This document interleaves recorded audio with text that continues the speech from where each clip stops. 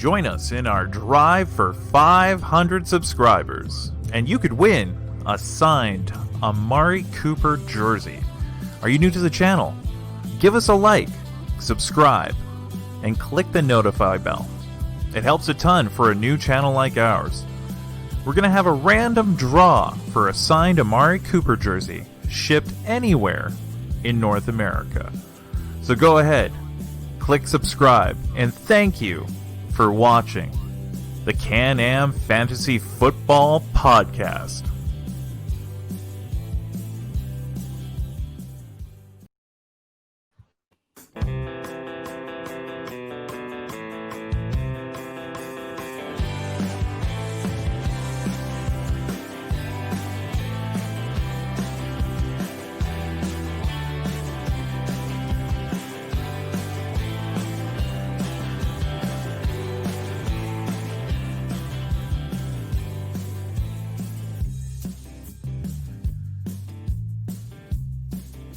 CANAM Fantasy Football Podcast.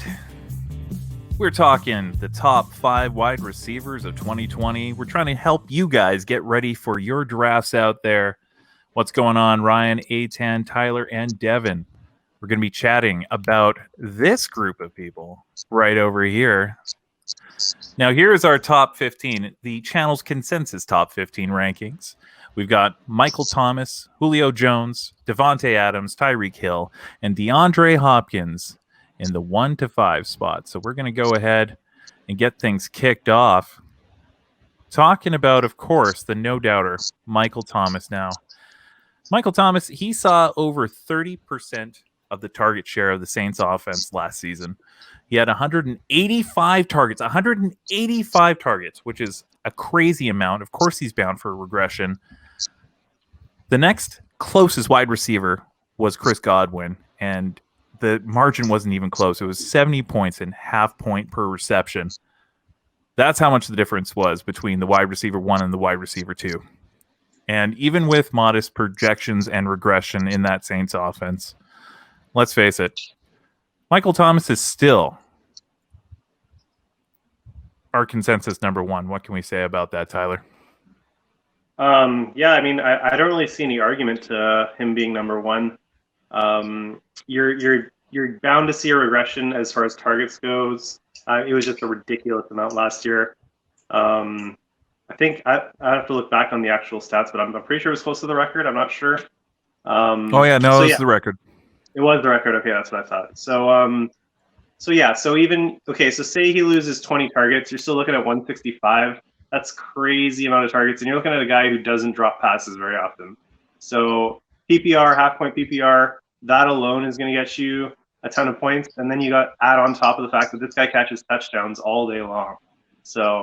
And he gets long balls too. So I mean, I don't see how you could sleep on this guy. If you have the chance to take him after maybe the first few elite couple or 3 elite running backs, he's your guy to get you a safe fantasy floor for all season long.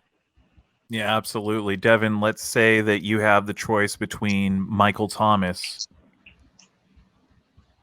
or your boy Miles Sanders. Which way do you go? I would take I would take Michael Thomas, because in that situation I'm assuming where am I in the draft, like later half or middle? Well, let's say that you're drafting right at his ECR, which is about 6. Yeah, I'd take Michael Thomas. Yeah. Fair. Well, that's cool. There's not much discussion there. If you have an opportunity to draft Michael Thomas, it's going to be a huge advantage in the wide receiver slot. And when you're looking for a wide receiver 1, whoever you're drafting, you want them to, kind of like running back, you want to draft someone who has the potential to be the overall number 1. This next person, we're going to chat with Aetan about him, Julio Jones. Now, despite early and false narratives, Julio Jones is one of the most consistent top-end wide receivers in the NFL. And this talk about injury issues is just overblown and ridiculous. So we've seen him limping a couple of times. The dude produces. He's got 6 straight seasons with more than 1,390 yards. And he's posted wide receiver 2 or better numbers for 65% of his entire career. Wide receiver 1 numbers for over 40%. You mix them with Calvin Ridley in that Falcons offense, whew, that's a formidable duel. That's going to keep the defenses guessing for sure. Aetan, what do you think about him? Just building on what you just said there. I mean, if you go back the last 6 seasons, he's hit 1,400 yards 5 of those 6, and the 1 year he didn't, he missed it by 6 yards. I mean, this guy puts up serious yardages, and it's very puzzling that he doesn't find the end zone more, considering how much yards he gets on the field. And every single year you see the same old clip. You know, Julio gets the ball, he runs it for 70 yards and gets tackled on this 2-yard line. And it's kind of puzzling how that always seems to happen to the guy. But at some point, he's going to keep punching those in, I think. And, you know, you're going to see the double-digit touchdowns potentially. And if he can hit the double-digit touchdowns, he has a chance to dethrone Michael Thomas if Michael Thomas regresses a bit. But this guy's highly skilled. He's highly consistent. And definitely he's someone that you want on your team if you can grab him. Oh, no doubt. Now, Tyler, a lot of people like the shiny new toy. When you're thinking about Calvin Ridley, do you think this might be the year that he dethrones Julio in Atlanta? Dethrones? I don't think dethrones. I don't think he's going to finish ahead of Julio, but definitely take away from his targets and potentially his touchdowns as well. I think so, yeah. I think this is the year he makes that big leap to an elite wide receiver. High end. I see Ridley's ceiling as a high end wide receiver 2. Julio, I see as a wide receiver 1 no matter what. So Julio is the guy you're looking for in Atlanta, but Ridley's not a bad option. Yeah, I totally like that for sure. Now we're going from a high-octane passing offense to a Green Bay offense that unfortunately hasn't had as much zip in the balls recently, despite having one of the best quarterbacks of all time, Aaron Rodgers. We're talking about Davante Adams, who we have as our consensus wide receiver 4 for the CANAM Fantasy Football Channel. And, you know, when we're looking at him, in my opinion, he is probably, in my opinion, the most likely candidate to unseat Michael Thomas as the overall wide receiver 1 for this season. He averages 11 targets per game.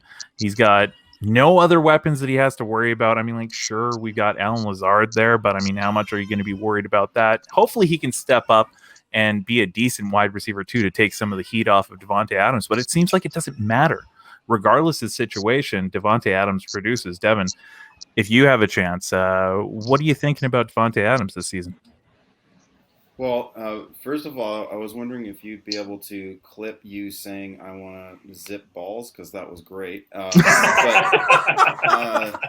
we need a drop of that for sure. But Adams, okay, so here's the thing about Adams.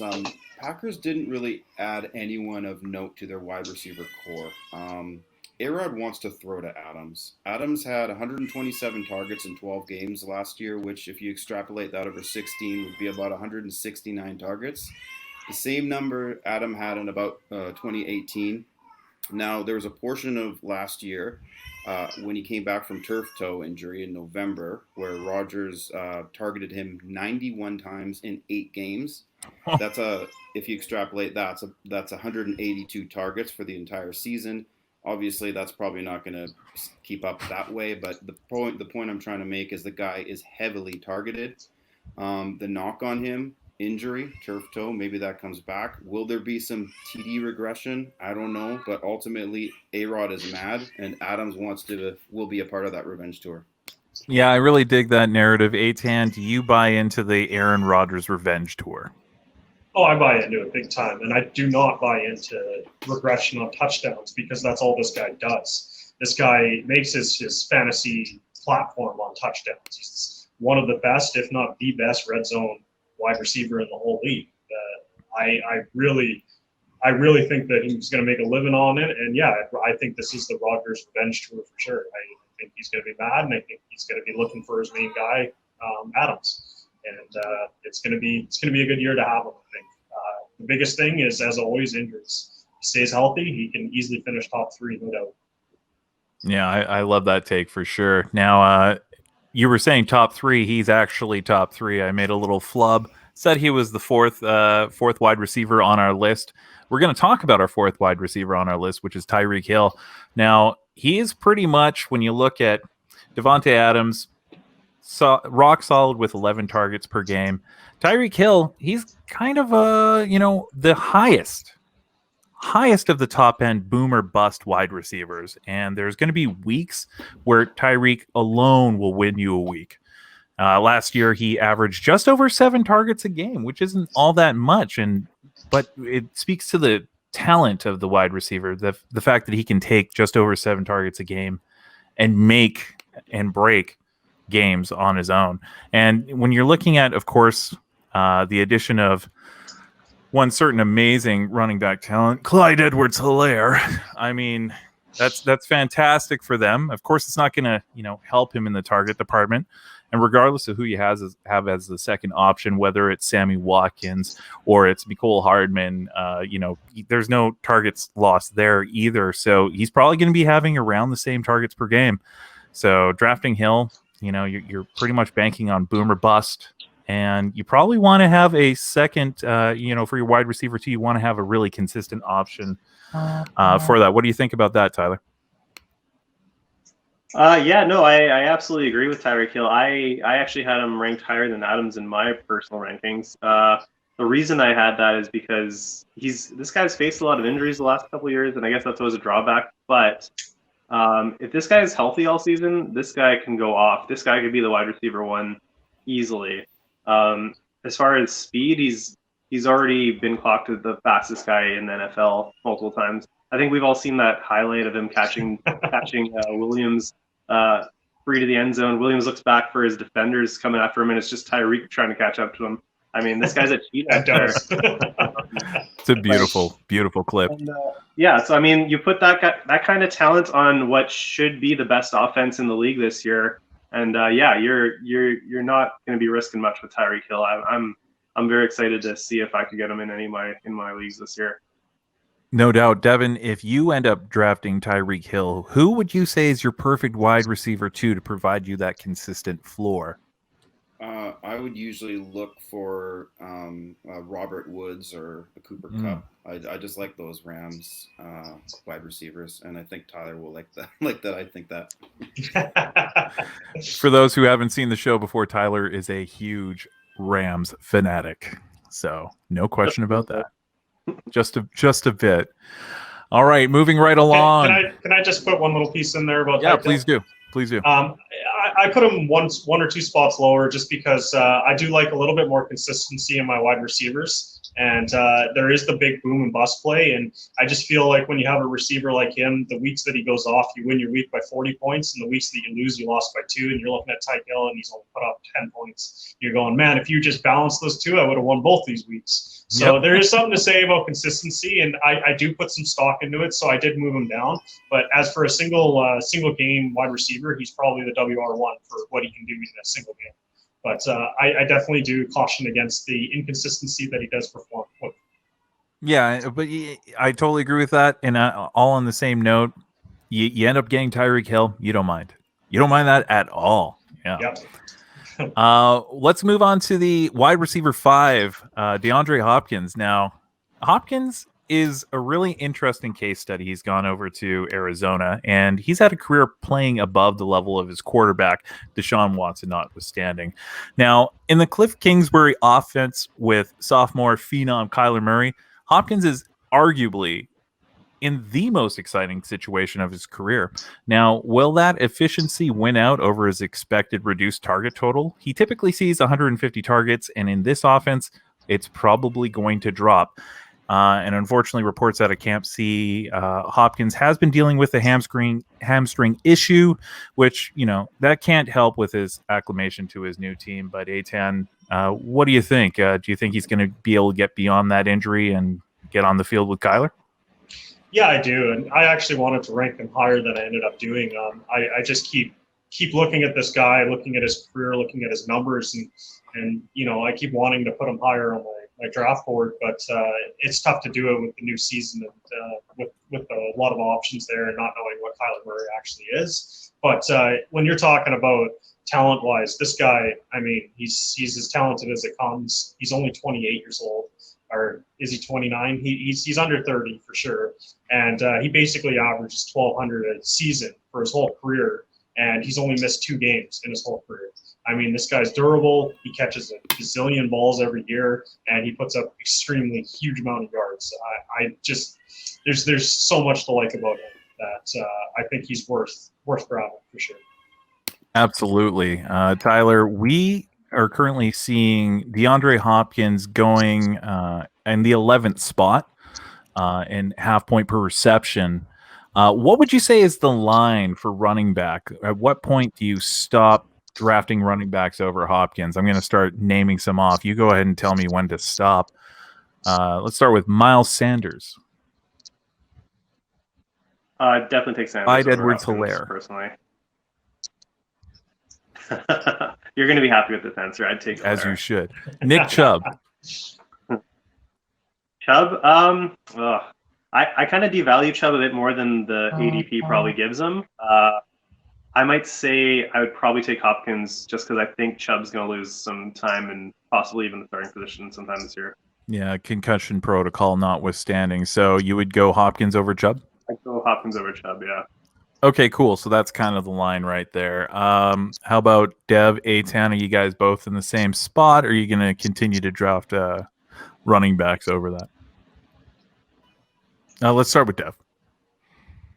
Yeah, I can agree with Tyler on that. I don't really have anything else to add to that. That's perfect. Yeah, and then Aetan?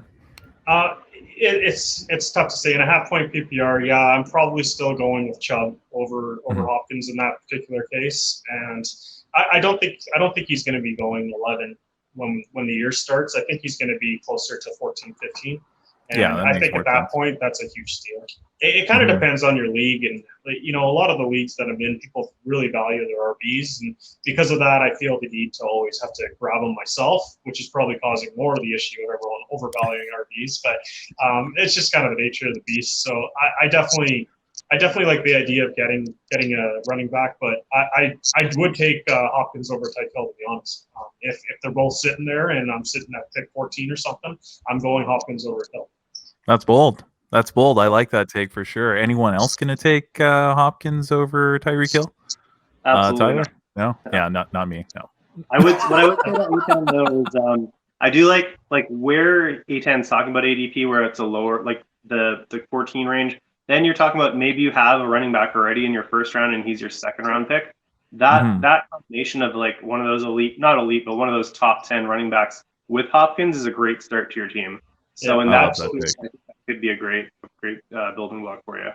Yeah, and then you go a little bit later into the second round, possibly you've got a top 10 running back in either Hopkins or, say, Travis Kelce or George Kittle. I mean, like, that's a beautiful start right there. Well, that was the top 5 running backs. We're going to go ahead and take a moment to go ahead and pay our bills. But when we come back, wide receiver 6 to 10 for 2020. This is the CANAM Fantasy Football Podcast.